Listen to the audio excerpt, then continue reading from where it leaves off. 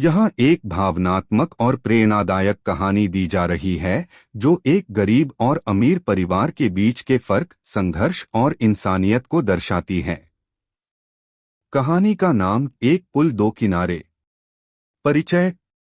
एक शहर था प्रयागपुर, जहाँ दो बिल्कुल अलग अलग परिवार रहते थे। एक तरफ था गरीब मजदूर रमेश का परिवार, पत्नी लक्ष्मी, बेटा राजू 12 वर्ष और छोटी बेटी कविता 6 वर्ष। दूसरी ओर था अमीर उद्योगपति मित्तल साहब का परिवार, पत्नी विमला, बेटा करण 13 वर्ष और बेटी शिवानी 10 वर्ष। अलग अलग जिंदगी।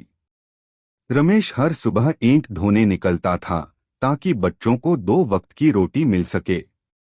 उनका एक कमरा था, वो भी किराए का।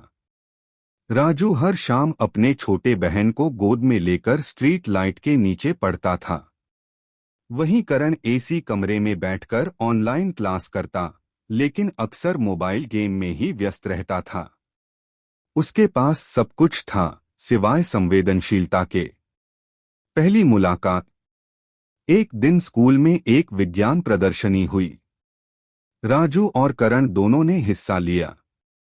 राजू ने कबाड़ से एक छोटा पंखा बना डाला जो बिना बिजली के हाथ के झूले से चलता था। करण ने इंटरनेट से डाउनलोड की गई जानकारी को पावर पॉइंट प्रेजेंटेशन में पेश किया। सभी को राजू की मेहनत और जुगाड़ देखकर हैरानी हुई। राजू को पहला इनाम मिला। करण को सिर्फ भाग लिया पुरस्कार। करण को जलन हुई, लेकिन साथ ही जिज्ञासा भी। एक झुग्गी वाला लड़का इतना अच्छा कैसे कर सकता है? सच्चा रिश्ता। करण ने राजू से दोस्ती करना शुरू किया। राजू ने उसे सिखाया कैसे बगैर सुविधा के मेहनत की जा सकती है। करण ने राजू को किताबें दी, पुराने जूते और एक घड़ी। धीरे धीरे करण बदलने लगा।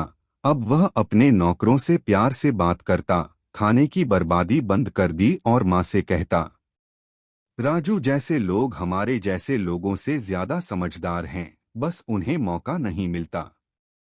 शुभ संकट। एक दिन रमेश को फैक्ट्री में चोट लग गई। काम बंद, कमाई बंद, परिवार भूखा। राजू स्कूल छोड़ने वाला था ताकि कहीं छोटा मोटा काम कर सके।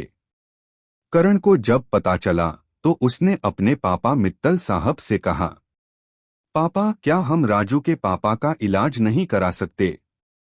आपने कहा था इंसानियत सबसे बड़ा धर्म है। मित्तल साहब पहले झिझके, लेकिन फिर डॉक्टर बुलवाया, इलाज।